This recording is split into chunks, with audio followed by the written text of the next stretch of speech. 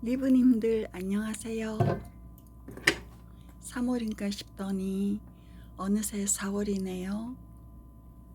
여러분 가정에 늘 좋은 일만 가득하시길 빌어봅니다.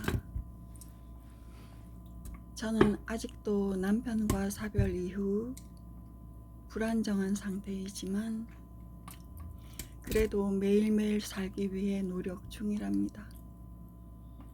특히 부족한 저의 이야기에 공감해 주신 소중한 구독자분들께 감사드립니다. 오늘은 제가 마음을 다잡기 위해 도서관에 다녀온 이야기를 하려고 해요. 누구에게나 자신의 문제를 해결하기 위해 어떤 선택을 해야 하는 경우가 있잖아요. 저는 도서관을 선택했답니다.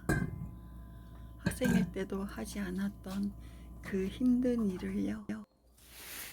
유난히도 매서운 바람이 불던 2월의 어느 날, 평소와 다르게 마음 둘 곳을 몰라 방황하였고 그 방황의 이유를 알고 싶어 길을 나섰답니다.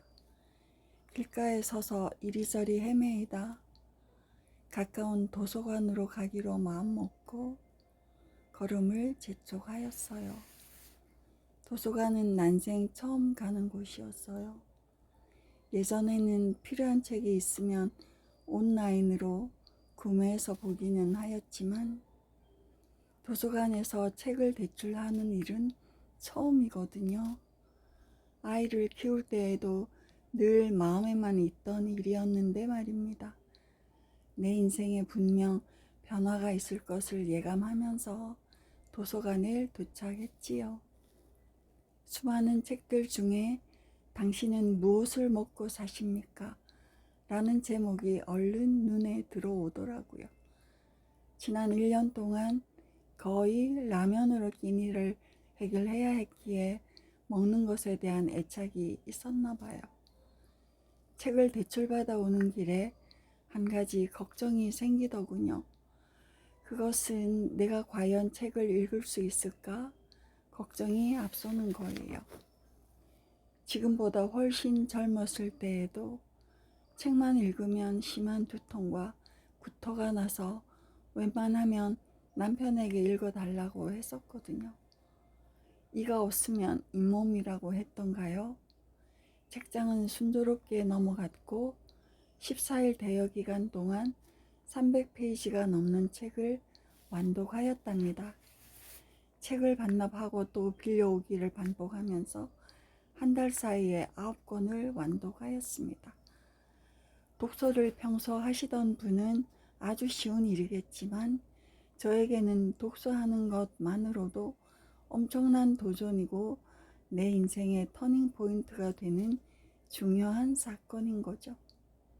한 번도 해보지 않았던 일을 하게 된 것도 어쩌면 지독히도 외롭고 마음 둘 것 없이 방황한 지난 세월 덕분이 아닌가 싶어요. 나도 책을 읽을 수 있는 사람이고 이 습관 하나만으로도 나는 이제 외로움에서 벗어날 수 있고 더 나아가 옹색한 돈 문제도 해결되리라 믿어요. 지금은 보증금 500만 원이 나의 전 재산이지만 곧 5천, 5억 아니 50억이 될 것입니다. 부자들의 말을 빌리자면 가난은 운명이 아니라 습관이라고. 생각의 습관, 행동의 습관, 그리고 자주 사용하는 단어의 선택 등 그들의 말을 믿고 지금 당장 돈 한 푼 없어도 할 수 있는 그 습관을 따라 해보려고요. 특별히 좋은 책을 만나면 소장하고 싶기도 하지만 지금은 우선 독서를 계속해 나갈 계획입니다.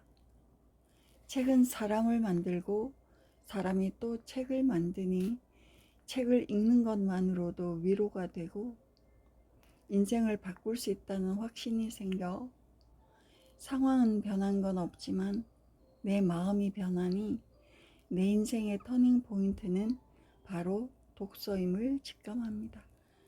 먼저 떠난 남편은 천국에서 잘 지낼 터이니 이제 그만 그리워하고 아들과 살아갈 미래를 꿈꾸며 알콩달콩 지낼 생각에 가슴이 콩닥콩닥 하네요. 성공한 사람의 삶을 흉내 내다 보면 엇비슷하게는 될 터이고 어느 순간에는 멋진 삶의 주인공이 되어 있을 터이니 지금 내 마음은 행복입니다.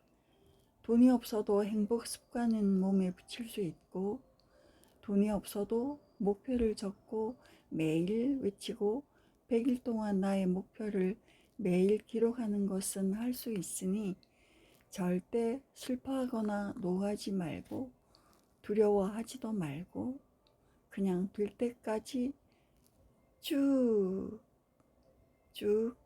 내가 오랜 세월 동안 가난했던 이유는 내가 부자를 원하지 않았기 때문이다.